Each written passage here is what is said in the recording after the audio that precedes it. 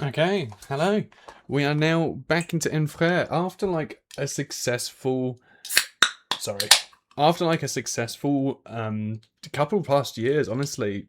We're now going into year 6, and at least this time as well we're doing it properly. We're doing it where we are starting it with a settlement phase, going through into the hunt, and then going into the showdown. So year 6 is going to be a normal year. Hopefully. So, first things first. We've got Armored Strangers happening, but we have to do the settlement event phase first. As stated here, you draw a settlement event card and resolve it, and then you trigger a story and settlement event on the timeline this year. So, our first one is the Triathlon of Death. The settlement engages in games of skill. Each player nominates a different survivor. Every nominated survivor determines their score for each possible contest. Survivors' scores determine their place. If the settlement has only one survivor, do not roll. They realise they have been competing against themselves and gained 3 insanity, a random disorder, and the last man standing fighting art. So we need to nominate 4 people here to race.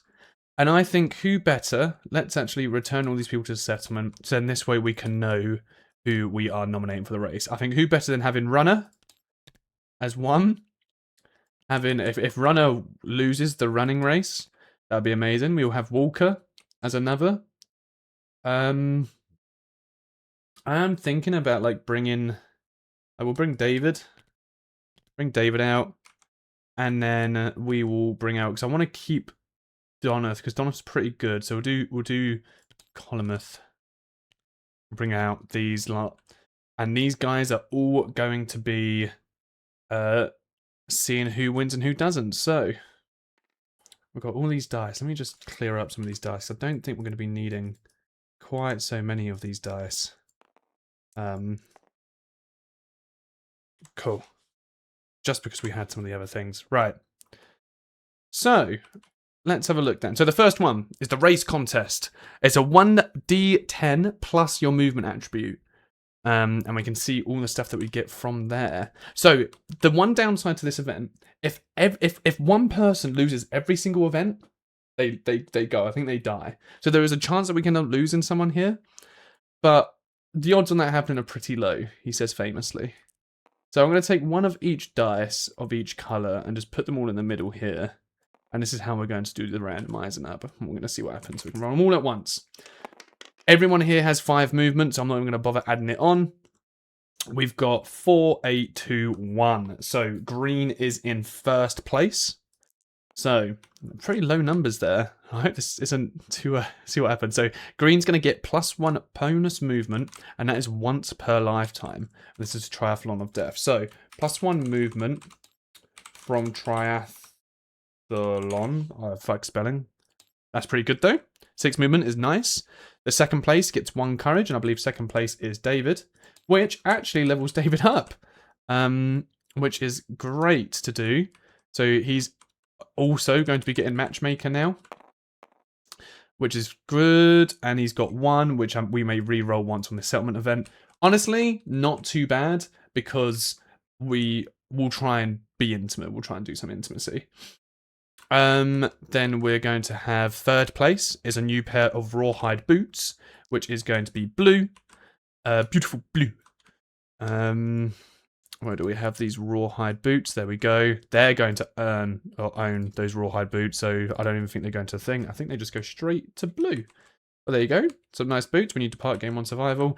And then white suffers the torn Achilles tendon at severe injury. I believe that is the one where you get knocked down, but it goes at the end of the next showdown, if I remember correctly. So we're gonna need to take them out. Yeah, until the end of the showdown, where you suffer a light, heavy, or severe injury, you are also knocked down. Discard this at the end of the showdown. So that would be discarded at the end of the showdown. Now it's the debate contest. So it's a 1d10 again, plus our understanding. Now, White has lost once. If White loses another on the next 2, bad news. Okay, right. That's not coming into effect then. So 9 is the highest. Blue, again a winner. Walker is really showing off. Oh wait, sorry, we need to do the understanding. So Walker's actually got 1. Yeah, Walker's got 10 understanding. So Walker is in first place. Then we've got I believe that would be White is then in second place. So Walker's in first place. White is in second place. Green is in third place. Because they both have one understanding. So it goes up. And red is in last. So blue, gain the bragging rights and 1 skull basic resource. I mean, we'll take a skull basic resource. That is very good for us to be able to have. So we'll put the skull basic resource there. Second place gains understanding, which is White. So we're 1 away from that. Third place gets too angry and must skip the next hunt. Oh, green. What you did? You got 2 of 8. I would have liked to have taken you out. And fourth gains the apathetic disorder. The apathetic disorder. What is that? Is that the one? Apathetic. Here we go. You've given up. Nothing seems to matter. You have no concern with your own well-being. You cannot use or gain survival. You cannot gain courage. Cure this disorder if you have 8+ understanding. That is pretty terrible, to be honest with you. But in saying that, runner's actually pretty useless anyway. So it's not the end of the world. It's not the end. I look really small because I've got like so I've got toothpaste stains on my shirt. You know, I'll move the camera down a bit. I look like I've shrunk. We can deal with the toothpaste stains on my shirt, right? We don't care. All right, judgment free zone. All right, the last one's the debate contest, or the fight contest, and this one's going to have a strength attribute to it. So let's put the dice back in the order in which they are on here, and we'll roll. Okay, so we're going to alter everyone's depending on their strength. So they remain at a 2. White remains at a 5. Blue remains there. No one actually has strength. Okay, so this stays here. So green is in first place, followed by white. And then we got a joint third place. So there is no fourth place. There is a joint third. I don't believe they say anything about there being a joint. It's just if a survivor's in fourth place for all events, they're banished. Okay, so green. Green wins the event. They get 1 weapon proficiency level. Pretty useless, because they ain't proficient in any weapon right now. So second place, which is white, they gain +1 permanent strength, which is very nice from triathlon, fuck it. Spelling. Third place then, so both of the other 2 are going to gain a random, both red and blue are going to gain a random fighting art because they came joint third place. So we've got this one here is your fist and tooth attacks gain +1 accuracy +1. That's actually fucking phenomenal because I wanted this guy to do fist and tooth. I might just bring him out for the heck of it. Like, that is so... I don't know what savage is. I'll need to Google what savage is. But let's draw this other one. Oh, sorry. We need to reset, shuffle again. Draw another one. And this one's going to blue. And then you get strategist. During the showdown setup, after placing terrain, you may add a giant stone face or a toppled pillar card. That's really good for ranged people. So we'll try and make David a bow person. But let's have a look and see what savage is, shall we? Maybe on 101. Savage. It's 102. Okay. Savage. A gear special rule. After the first critical wound in an attack, savage weapons cause 1 additional wound. Oh, okay. Oh, so it's like the axe. Okay, that's pretty good. That is very good, actually. So it's like the axe. In fact, if we have it there, we could have read it there on the axe. Cool. That is fantastic, actually. Right, and that's the end of the event. So now we need to go onto the timeline, and we're doing the Armored Strangers. You're visited by the enigmatic figures, fully enclosed in armor. They march silently through the settlement. The only noise is a metallic clang. As they pause before each survivor and tap their lantern halberds against the ground, the survivors have no choice but to helplessly await their mute deliberations. Add King's Man to the Nemesis encounter list. The strangers count people and take action based on the population total. So, the King's Man's already going to be added to that Nemesis encounter list. They get added to there. That's when we're going to be having it. So, we now need to count the people. I believe we have 10 people, right? We have 9 people. So we're having 8 or more is what we're going to here. It's destructive action. The strangers finish their count and draw their blades. Roll on the table below. Now, this isn't an endeavor, so we can't re-roll this. That is a 2. The armored strangers wantonly execute survivors, suffer -5 population. You may resist to avoid this loss. And if we resist, you rise up, add the special showdown, Kingsman level 1 to the timeline this year. Oh, after the showdown, heal the returning survivors and resume this year's settlement. Do not gain endeavor, draw a settlement event card, or advance lands in year. Oh. Oh, that is so rough. Because we realistically, going up against the Kingsman is probably a good shout.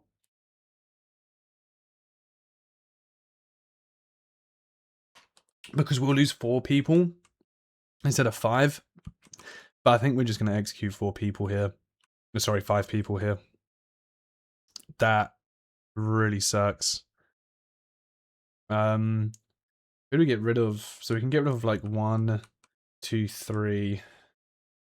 We'll do that. 1, 2, 3. They didn't even get named. Probably, yeah, 4, 5, down to 4 people. So it's rough, but it's male and female. We've got the people here. Yeah, that is the end of that event, and then we've got the nemesis coming up. Because yeah, if we'd gone up against the Kingsman, yeah, 4 people would have died. But I'm pretty sure the Kingsman does a thing where it like, I can't remember if it is exactly, and I don't want to have a look. But I'm positive it's something along the lines of you have to discard half of your settlement resources. And I'd very much like to use my settlement resources. You know? So we've come back, and it was the Butcher that we fought, wasn't it, last year? That's how comes we've come back with no endeavors. Because I believe the end of the Butcher fight said so, didn't it? You don't come back for any rewards. Actually, no, we'll have this. Let's hold on. Let's quickly go to the Butcher. Let me just set the Butcher up. And let me find where that card is in here. Here it is. So end the showdown immediately and skip the aftermath. And then the aftermath is just you gain hunt XP tokens. So I think we still get the other stuff. And we're not going to get the rewards either there. So we're still going to get the other stuff. So it means since someone died, we're going to get 2. And then 1, 2, 3 for the returning ones. We're going to get 2 because someone died and then 3 from the returning ones. I probably should have set that up last time.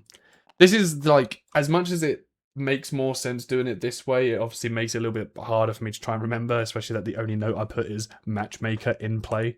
But we'll continue. If I find out later that I'd messed it up, then you know, that's my bad. But we'll leave it as it is for now. Okay, so first of all, I think that we innovate. Do we innovate, or actually do we make, we can have a weapon crafter. We definitely need to make some more bone sword, like bone axes even, or just bone weapons in general. We don't have, I'd like to get sinew, so then we can actually make a bow. So, as far as armor that we've got, we could do with making another helmet. Actually, no, they've already got the helmet. So it's really just 2 weapons. We want 2 weapons. And I mean, the armor's nice, but...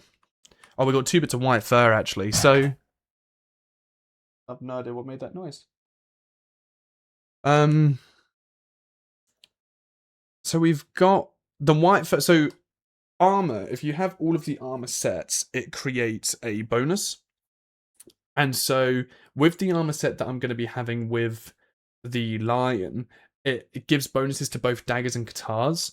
Now, daggers are pretty useless, but katars are pretty good. And I've just seen that we can actually make a katar there with a lion claw and a hide, because we have a lion claw and a hide. So you can see here, if I get up the lion katar, there are 273, but they have deadly and paired. So paired, if you have 2 katars in your weapon slot, you add both their speeds together when doing an attack. So it's really good. And that gives you deadly as well. There is another set of katars somewhere. I think it's like the tooth. the dragon tooth. But I don't think we can make that yet until we make the weapon crafter, which is 3 bone and 1 hide, which I just don't think we make yet. Just because of, if we're using 3 bone and 1 hide, we're only going to have 1 bone left to then make 1 more weapon. I think I'd rather we maybe make like, maybe we make let's have a look at the bone club. Let's compare the bone club and the bone blade. So the blade is a 262, and it just has frail. Thankfully, the lion doesn't have a super dense location, and this one's a 265. The club, 2-handed heavy bone, cumbersome. Spend movement as an additional cost to activate this weapon. Oh, so you have to. It's like the bow. You can't move. That's pretty bad. So I think we'll end up going for the bone blade then. Okay.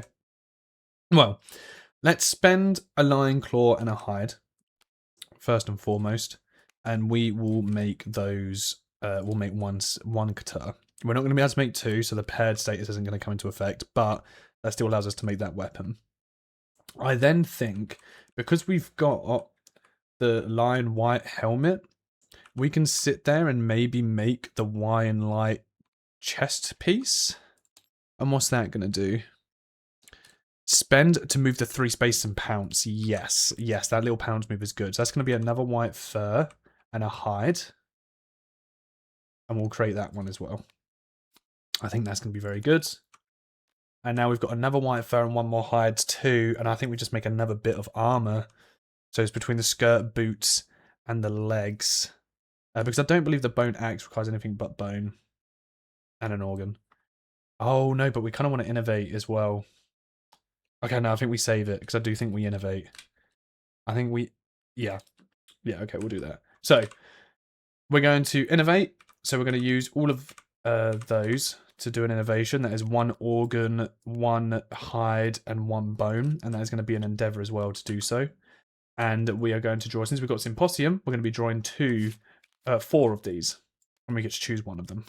As you can see here, you get to choose an additional 2. So we've got cooking, which is basically something useful a lot later on. It is not something we're going to be doing now.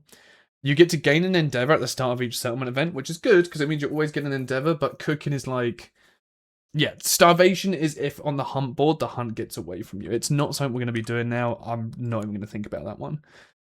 Ammonia is really good because we can make a pickaxe now and a sickle, which can be really useful whilst hunting.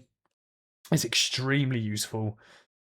Drums gives us the synchronized fighting art and rhythm chaser, and we just need to spend it once to do so. A synchronized strike is if 2 people have synchronized strike and you're diagonal from the monster, you get another free attack in, so it can be really good. And rhythm chaser gives you an evasion token. But you kind of want to pair that up with an instrument, otherwise you'll lose the evasion token if you get knocked down. So right now, drums is good. I don't think I'm going to use it right now. Nightmare training. Spend 1 survival or die. Lose 3 survival and roll 1d10. You may spend a survival roll again, gain 1 weapon proficiency, gain 1 accuracy and strength. No, I don't think that's... I think it's just ammonia. I think ammonia is the play there. So now departing survivors gain +1 survival. I think that's our only departing bonus, isn't it? Oh no, 2. When do we gain 2 survival? So 2 survival on a depart, and the arrival bonus is obviously with the death ones. Cool, and then we need to now add the ammonia consequences onto this one. So we'll type I can spell ammonia. Is that the only ammonia consequence? It is indeed. So we're going to log that in there, shuffle it up. Cool.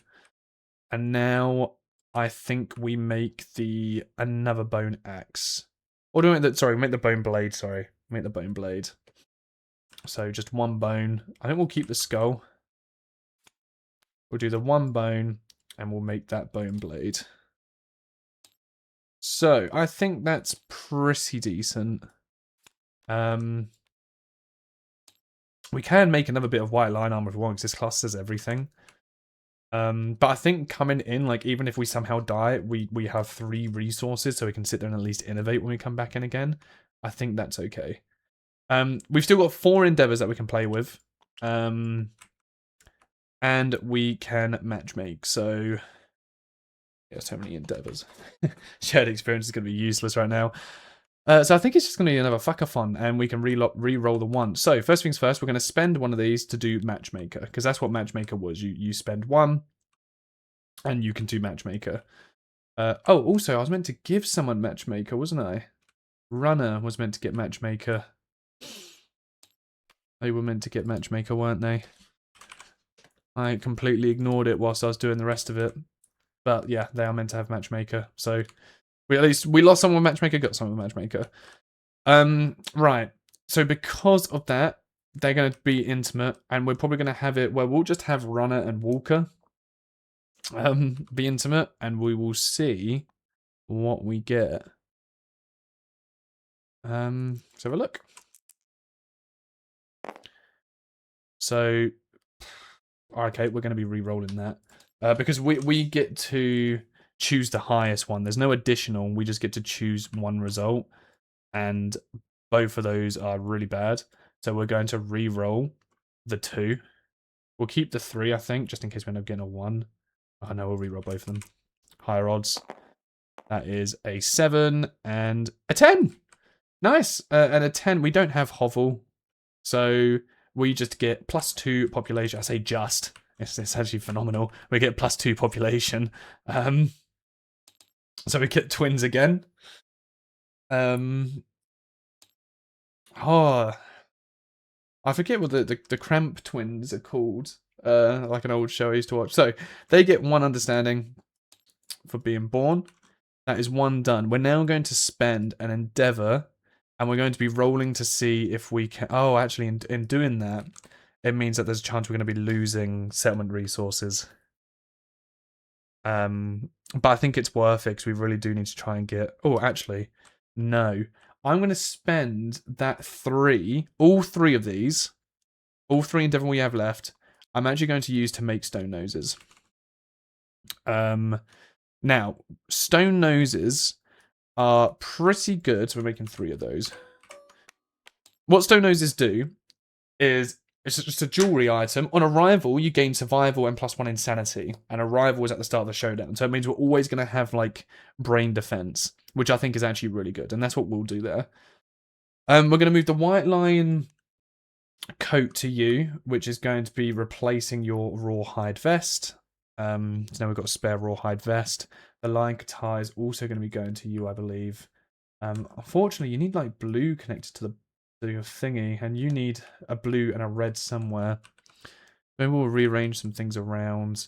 I'm going to put the bone blade down to here for now, and we'll bring the stone noses here, and let's go between what we have with everyone. So, you're fine, I think, with having the extra evasion. You shouldn't have 2 evasion, though. Oh, yeah, you should. So you've got 2 evasion. You have got... okay. You're ranged, though you're bloody useless at it. And that's +1 extra armor. Could be good. So, okay, so we can actually move the... We can move the sword to there, so now they gain +1 evasion, which is fantastic. That is really good. And then they're ranged, so they're going to keep that. They get the 1 evasion already. They've got 1 evasion. It's just this person's not going to have anything. That's fine for now. I can't really do anything much else about that. They obviously don't get the full armor set. Let's give the evasion token to you, the permanent one. They do have the torn Achilles thing, unfortunately, which we're going to remember as we're coming out with. So if we suffer any type of wound, basically, we're knocked down. Okay. All right, let's start the hunt. Well, obviously, we're going to be hunting the one thing I want to hunt at the moment. I still don't really want to go against the screaming antelope. We're going to go up against the lion again at level 1. So we'll start the hunt. Go down here, white lion, level 1. Let's begin the hunt. And with everyone's dice, it's just going to be in the order that they are. Back there, the first person is going to be going first, which I believe is our fist boy, Runner. So, Let's have a look. The survivors find a white lion cub. They may choose to slay the cub. And if they do, each survivor gains one basic resource and event. I think we do it again. We do that again. We'll all get one random basic resource. It worked for us last time. Let's do it again. So everyone gains one courage. And we all get one basic resource. So that is a organ. That's more scrap. It's ridiculous how much of this scrap we're getting. I'm not sure if like we're meant to be sort of resetting the deck when with scrap like this, like if there's like a finite amount of basic resources you can get, but I kind of doubt it. I feel like usually in the game you would take these things and then maybe you'd write them down as you're doing it, but I'm unsure. But that's fine. Now we roll. And what are we looking for? Not a 1 or a 3, basically. Those are the only ones we don't want. We've got 7. Showdown begins immediately. Wow. But our hunt phases, I mean, you can get some good things out of the hunt. We have been consistently short on the hunt. It's kind of amazing and bad, because you can get some good things from it. But you can also have a whole party die, as we've also seen. Right. So let's start the showdown then with the level 1 line yet again. Hello, old friend. And since we've got Strategist here as well, we can start with a giant stone face, which I will add the giant stone face as part of this because it is very good for search the giant stone face. It's very good for our archer. So stone columns, I really don't care too much about. We can just sort of chuck them over here. I think they just have to be 4 spaces from all other terrain. So if we do it like there, 1, 2, 3, 4, there, 1, 2, 3, 4, yep, and then just here. Cool. Don't really care too much about that. And then the stone face has to be 5 edges away from the board. 1, 2, 3, 4, 5. We're going to put it up here, probably like that. 1, 2, 3, 4, 5. I think that's good. And we're going to make sure that our ranger is going to start as close to it as possible. Then we've got the debris here, which is set up adjacent to any board's edge. Boop. Put it right there. Because there's a chance, getting this out, that we can end up finding another bone blade, which would be nice. So, now, with that set up, what I'll do is we're going to have David actually start perfect. David can start there. Walker, I think I want you more up here. Actually, maybe here. So we're all just basically near. I think that's fine. I just basically don't know this. We'll just keep them all near one another. Whatever. And runner is going to be the one that doesn't really have anything. But runner might be able to do his white line coat, which might be quite nice to do. But we'll see. Right. Let's start the showdown. So the line is going to go first. Closest survivor with the most bleeding tokens. That's very specific. I've never seen that card before. But it literally, it's not got a comma. So you notice it doesn't say closest survivor, comma, most bleeding tokens. It is closest survivor with the most bleeding tokens. It's all in one. That means that everyone here is tied because we don't have any bleeding tokens. So no one here has the most bleeding tokens. So I'm going to assume because of that, he's just going to sniff. That's what I would assume. Or it would be like a random. You'd roll for the random one because we're all as close to one another. But because no one has a bleeding token, I'd imagine that this attack is kind of meant to be him targeting someone who's been bloodied. I don't think we're going to have him do an attack. So he's going to sniff, which means no one's going to hide, which means he basically just doesn't move that turn. So, David, what we're going to do is we're going to have David climb into this giant stone face. As you can see, the giant stone face is an obstacle, so it blocks survivors and monsters' field of views. It's impassable, so survivors can't move through it. However, if we spend an activation, we can move onto any space occupied by the giant stone face. Ranged weapons then gain a +2 range and a +2 accuracy whilst on top of the face.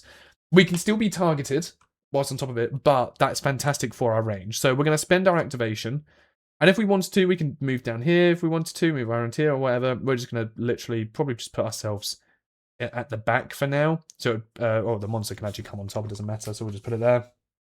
And then we can't do anything else because that was our activation there to do that. Oh, also, the stone noses. Yeah, sorry, I forgot. Everyone gets a survival and an insanity.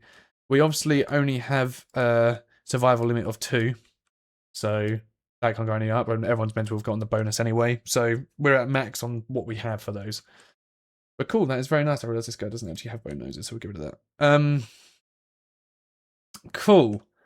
With that being the case, then I might have our runner is to move 3 spaces in a straight line, and if you move 3 spaces, activate a melee weapon. Unfortunately, it's 1, 2, 3, 4, 5. They're 5 away from us, so he's not going to be able to benefit from that. We're going to have him roll for the debris. I want to say everyone bring there. Bring there. Things back would be nice. Let's have him roll for the debris.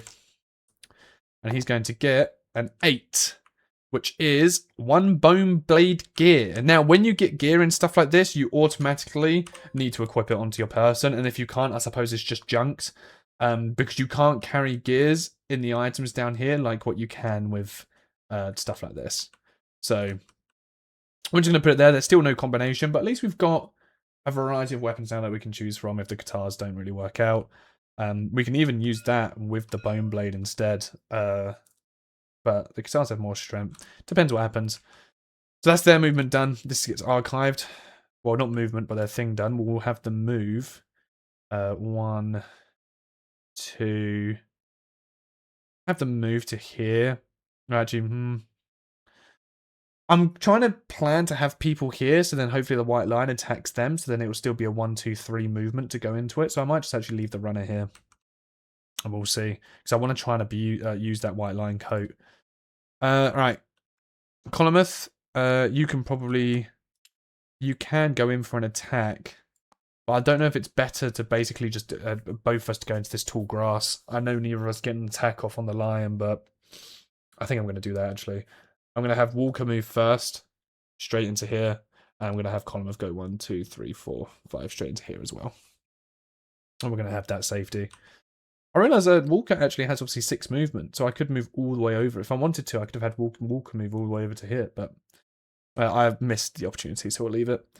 And that'll be the end of that round. I will use Colometh quickly to look at the top 2 of the cards. I'll use the Rawhide Headband, and we'll see what we're coming up for. Last survivor to wound in range, closest threat in field of view, which will be green person, Walker.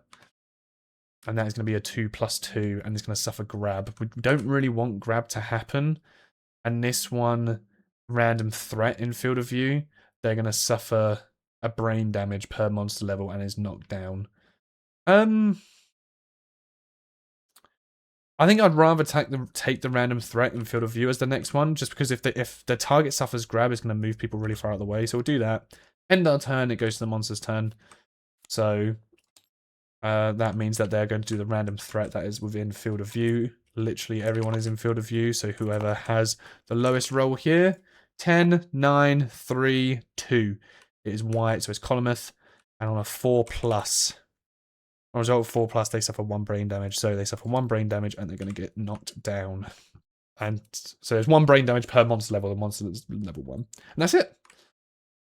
Alright, so now it goes back to Argo. So that is not good, because obviously he didn't move, so he can't really do anything now. But that's fine. What we're going to do is we're going to have Walker go 1, 2, 3, 4, 5. Might as well just go all the way around to the back. And we'll have Walker do a weak spot attack with the bone axe. So we are looking for 5+ here to hit, because we're in this weak spot. That is 1 successful hit. And that is impervious. So only really a crit here will give us not an injury, but something. Nope, nothing happens there. Perfect. At least the impervious location's gone, eh?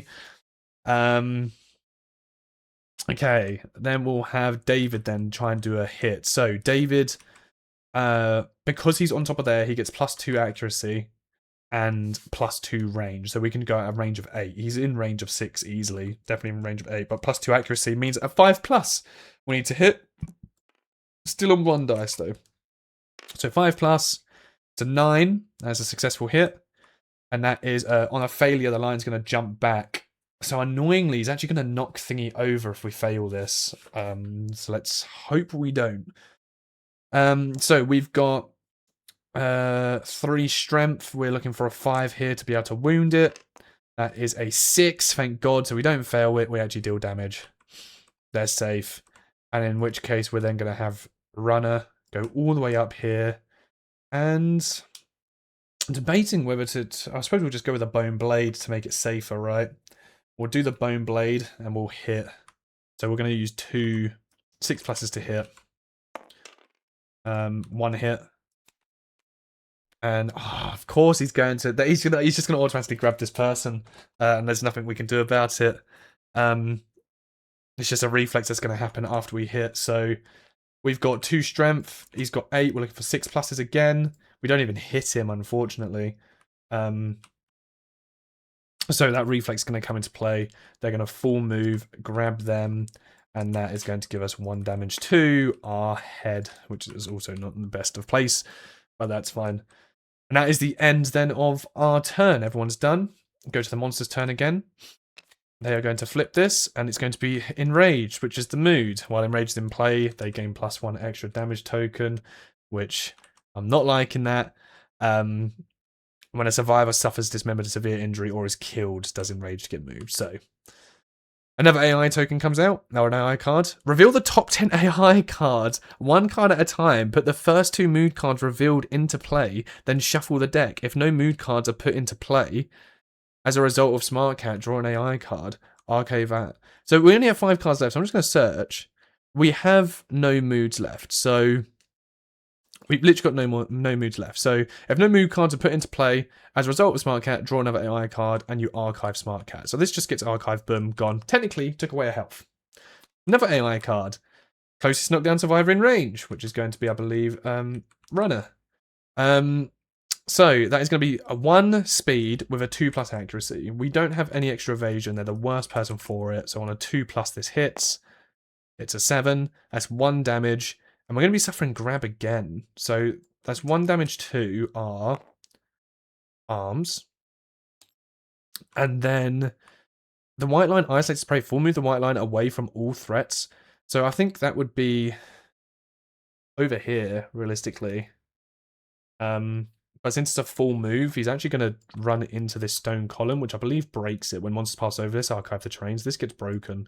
He's full moved over to here, and we dragged him over to here. And we do a roll to see where this gets damaged, and that's going to be our body. Oh. Okay. Now everyone stands up because of the turns that we got knocked down on. So we'll have Runner then go first, because they are the only one that's really within range here. They're going to go 1, 2, 3, 4, 5. And I'm going to use the katars. So this gives us deadly +1. It's 6+ to hit because we're behind him. And we're rolling 2. But if we roll 9s on when we're wounding, it'll class as a critical, which would be very nice for us. So that is 1 successful hit, because we've got the 6. And there's no downside to this one, thankfully. So on a 9+, we managed to damage this. I should have actually gone for the fist and tooth. That's what I was meant to do. But I believe that's still a wound. We only needed a 5 to hit. So that is still a wound, thankfully. It's not a critical, but it's a wound. We'll take it. Right. He is way out of 8 in range. So David is going to be pretty useless. We can't hit there and we can't hit there. So we're probably just going to move 1, 2, 3, 4, 5, 6, and then we're going to have use the raw headband to see what's coming up. Random survivor in range. Nice. Those guys actually class as... No, they're not. They're just out of range. So it'll be thingy. Closest threat facing in range, closest threat in field of view. 4+ accuracy is probably our best bet, but he is dealing an extra damage now. We've got to remember, and that one's going to give us bleed tokens. I think we'll go with the Vicious Claw. Actually, no, we'll go with this one. No, but if there's damage... Oh, no, yeah. If the damage deals more than one damage, that... If this attack deals damage more than once. So if it basically hits 2 locations. Actually, I don't know, because it's got the damage token. So, okay, no, we'll put this one first. So, it's the beast to go now, because this person can't do anything. Like, we could have them drop down. Do we want them to drop down? No, we're going to keep them up here. We'll just move them to here. All right. So it's close facing in field of view. Sorry. Not that one. It's this one. This is the one that we're going to put on top. So it's a random survivor in range, which the only survivor in range is that one. We'll turn around. And on a 2+, this is going to hit for 2 damage. Oh, we actually rolled a 1. Oh, that's massive. That is huge. They don't even need to dodge. And so now it comes to Argo. Oh, that's so good. Okay, I think we're going to have runner hit and then run. We're going to have runner do a runner. Should we just try and do a fist and tooth? Your fist and tooth attacks gain +1 accuracy and +1 strength. I'm just going to fucking do it. I'm going to use a fist and tooth. So it's +1 accuracy and strength. So we need a 7+ to be able to hit now.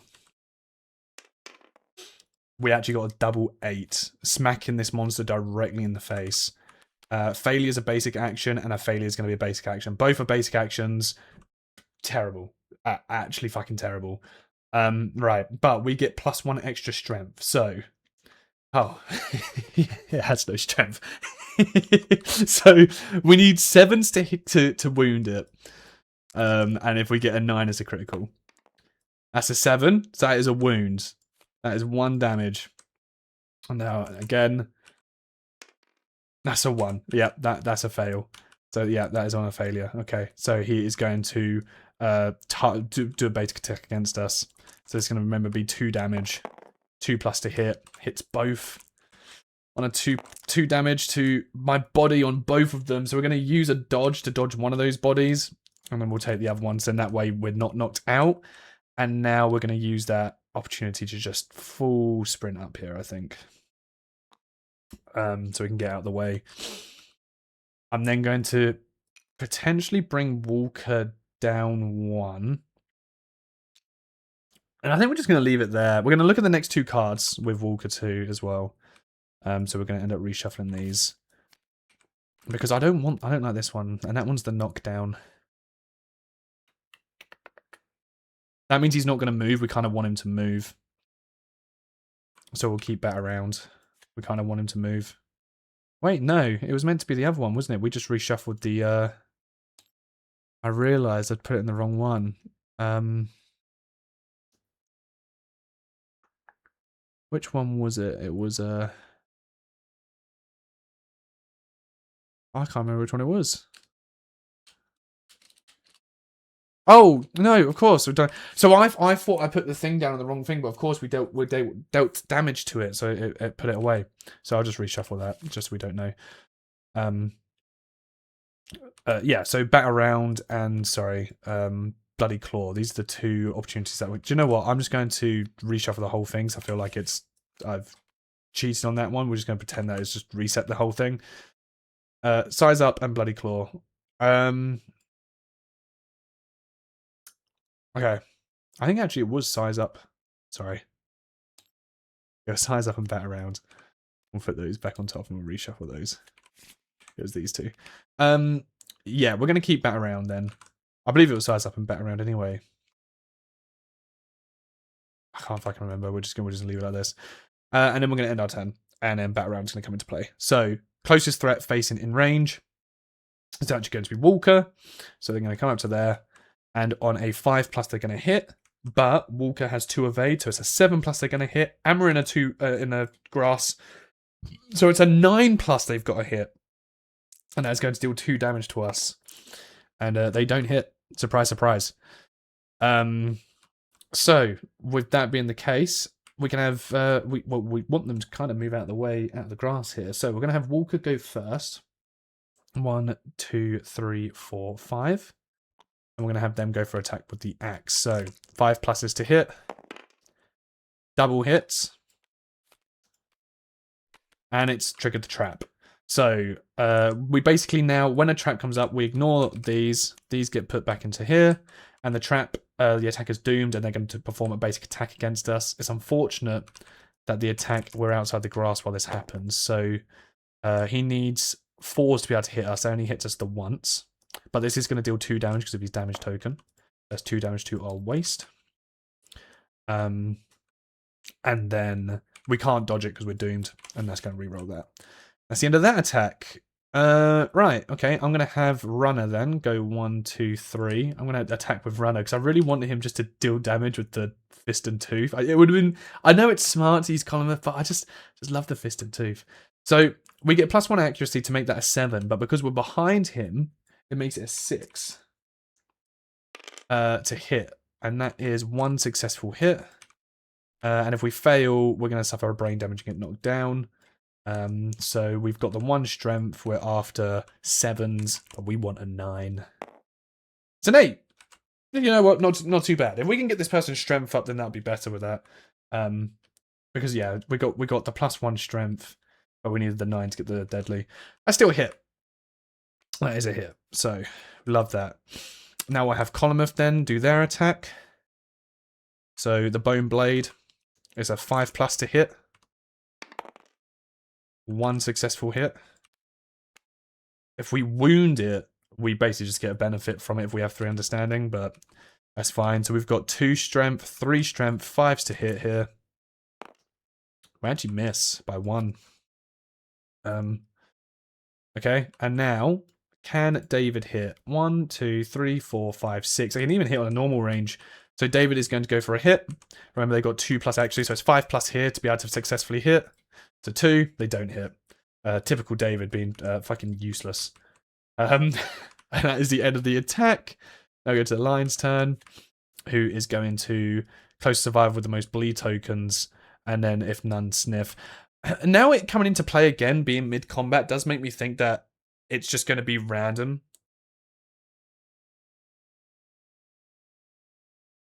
So I think I did play that wrong. So we're going to roll for green, white, and red. And that is 5, 1, and 3. So red's going to get targeted because they're the closest survivors. None of them have bleeding tokens. So because they're joint with the bleeding tokens, it's random between the 3 of them. So it's red that they're going to be targeting. The worst person we want them to target. It's going to be a 4+ for them to hit. It's going to be 3 damage, by the way. Shit. That's 3 damage. So that is going to be 3 damage to the head and 3 damage to the waist. And target suffers -1 survival after damage. So 3 to the waist. So 1, 2. We're gonna have to draw 3 to the head. 1, 2. So we're gonna have to We're gonna have to draw both for the Oh, it was the start of a new turn actually. So we could have said that we'll dodge the head one. We'll dodge the head one, and then we'll take the 3 damage to the waist. So because that's dodged that, because we're going to be losing our 1 survival anyway, we're going to suffer 2 bleed from that. But let's roll for our waist damage and see what we get here. 9. Bruised tailbone. I can't dash this showdown. And I'm knocked down, and I gain a bleed token. Not terrible, but not terrible. Cool. We are 2 bleed tokens away though from bleeding out. Oh, you cannot use or gain survival. You cannot gain courage. Feel this disorder if you have 8+ understanding. Shit. We actually do need to take the head damage then. We cannot use or gain survival. You cannot gain courage. I think we also gained a courage as well, so we need to get rid of that. Alright, we need to roll for the head. They might be dead. 3. Dead. Yep, there they are dead. Goodbye. So it doesn't matter that we messed it up. They died. And because they've died, Enrage now gets discarded. So they've got an extra health. So not so good, actually. We've got 3 people now left in this fight. So what are we going to do here? Well, I suppose we'll move column first. Let's go 1, 2, 3, 4, 5. Directly behind, and we'll hit with the Bone Blade. We're at a 5+ here. Got successfully wounds. That is 2 hits. Very nice.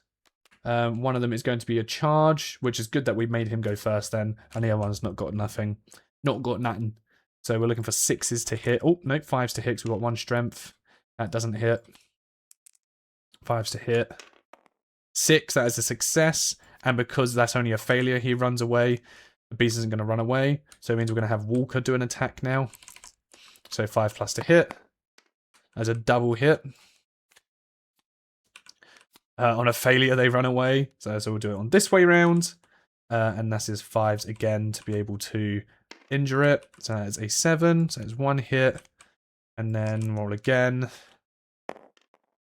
A 9. Unfortunately, we don't have any luck or anything. So that is that hit. There's 2 hits, and that's on a failure that they move. And now we're going to have David. 1, 2, 3, 4, 5, 6. Come on, David. 5+. Only a 5+. Dead on a 5. And on a failure, the line's going to jump back. Oh, it's actually directly away from the attacker. Okay, that's good. So the line's going to jump this way. If we fail. But we've got 3 strength. So we're looking for 5s again to hit this. And it's a critical hit. Wow. The force of the blow damages the white line's ear. It is now partially deaf. The white line suffers 1 minus accuracy token. Very nice indeed. And this damage token gets taken away as well for now. Because the thing is gone. Cool. That was a good round. Well, apart from the death. Semi-good round. Okay. Next go then. So it goes to the lion's go. And it's enraged. So when that comes into play, it draws another AI card. We can't draw another AI card, so he's just going to do a basic action.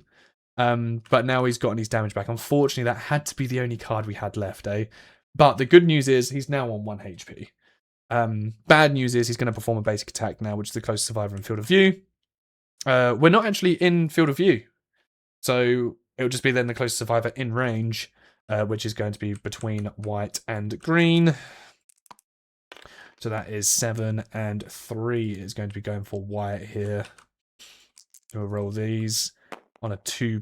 Oh, we've got an evade 1, so it only hits us the once. So it's going to be 2 damage to our head, which is the worst thing. But whenever we suffer light, heavy, or severe injury... Oh, we haven't actually suffered a light... We didn't suffer a light, heavy, or severe injury there. We took it both to the head. We took both those hits to the head, and we could have dodged it if we wanted to as well. So the torn Achilles heel does not come into play. Cool. Now it's our turn again. With that, we will have Walker go 1, 2, 3, 4, 5 and perform an attack. So 5+.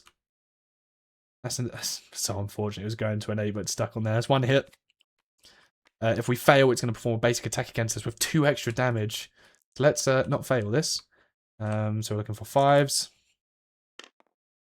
Shit. That's bad. Okay, so now it's going to perform a basic... So we failed, it's going to perform a basic attack against us with 2 extra damage, but then an extra 1 damage from there. It has -1 accuracy, so it needs a 3, 4, 5 to be able to hit me. 6, 7. Actually, yeah, so we've got 2 evade. We've got 2 evades, that's 4. It's got -1 accuracy, that makes it a 5. And we're in the grass, gives it an extra 2, so that's 7+ it needs to hit me. So we've got decent odds. Doesn't hit us. Phenomenal. Wouldn't have hit us even without that, just being in the grass. That would have been 4 damage that we would have had taken our way to 2 locations. It would have been devastating. Cool. Column then can try and hopefully finish it off. We can throw the Founding Stone, but I don't think there's much need. We're not that desperate to try and get this 1 hit off. 5+ we need to hit. That's 1 successful hit. And on a failure, it's going to grab the person, take them away. We need 5s to hit. This is insane that we're not getting this final hit off. Okay, so they're now going to get charged all the way over here. They're going to get suffered grabs. So that's going to be 1 damage to our body. Okay, 1, 2, 3, 4. If I move to here, 1, 2, 3, 4, 5, 6, 7, 8. Oh my god, okay, so we're going to move to here. 1, 2, 3, 4, 5, 6, 7, 8. We're just in range because the stone face gives us that +2 range. It's already got a range of 6. Cool. Come on. 5+ to hit. It's a dead on a 5. And if we fail, it's going to perform a basic attack against us. Okay. So we're looking for 5s again. It's a 6. We've done it. Oh, thank God. I didn't want to lose any more people. Oh my God. It's dead. The lion is dead. So that is 1 hunt XP for everyone that survived. 1 weapon proficiency. But the weapon proficiency comes after. So let's do David and Column's thing, first of all, for the hunt. So basically what this is going to be, once we've reached this proficiency, is we need to choose a weapon that we want to be proficient in. You may now select a weapon type for weapon proficiency. If you wound a monster with the selected weapon type, you are now eligible to gain the proficiency level as well during the aftermath, and then you roll on the table below. So you can see these are all the different ones that you can get for the proficiency. So we're going to have it so this person is going to be proficient with, well, I think it's called a blade, isn't it? Is it a blade or a sword? I think it's a sword. So we're going to have this one be proficient in a sword, which means they'll be able to gain the weapon proficiency in it. The darts, they don't have anything as a proficiency, so they don't actually gain any type to be proficient in yet. But we're going to type bow, because we want them to be proficient in the bow. That's what they'll have, but they're not going to gain any level because we didn't injure it. Now, one at a time, we're going to roll 2 d10s and see the results, and we'll see what they get. So, this one is a 12. They are going to end up getting +1 random fighting art. So, we'll reset that deck. Get the fighting art. They've now got Craze. On a perfect hit, you gain +1 insanity. Not terrible.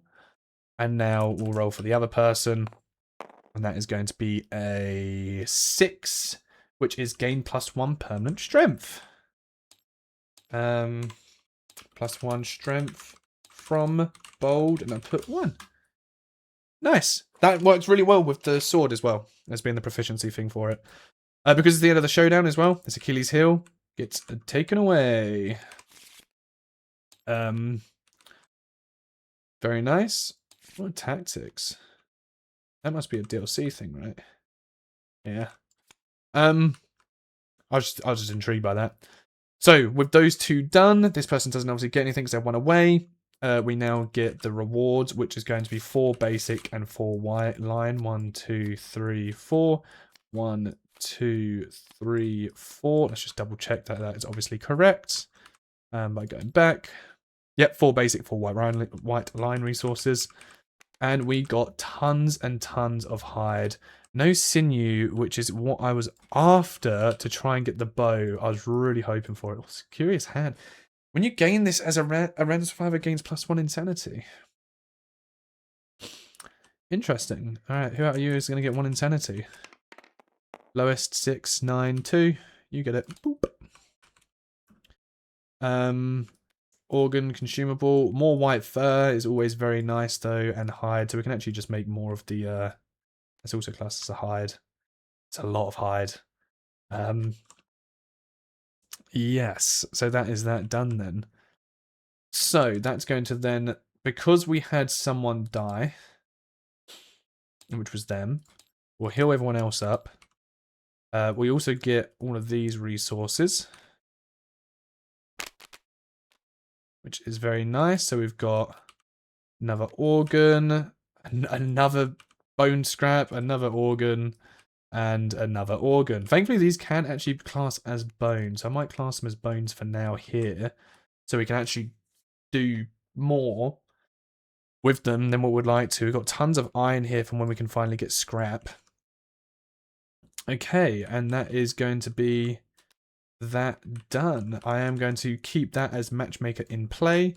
We had someone die, so that's going to be 2 tokens, and then 1, 2, 3 for the returning survivors.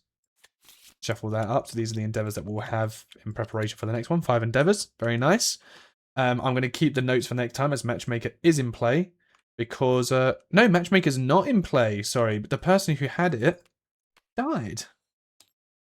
So there's no special notes here apart from. We'll have a look. What do we, as a cleanup, as for what we would want to do on the next time to leave notes for? So then that way we can remember what we're kind of after here. I think more white line armor to potentially get the guitar up to make them a little bit better. I think that would potentially be the play. So we can just have like a full white line armor set, because we've got more white fur. And I feel like if we can end up getting them, the guitar ain't good right now, but if we can end up getting them another guitar, could be good. Or we do weapon crafter. Actually, that would probably be the way. I think it's weapon crafter. Let me just double check here. So weapon crafter, should allow us to make the oh no, it doesn't. Where do you make the better guitar? Oh, is it under the might be under the stone circle actually, which is there, which is 3 organ and 1 hide.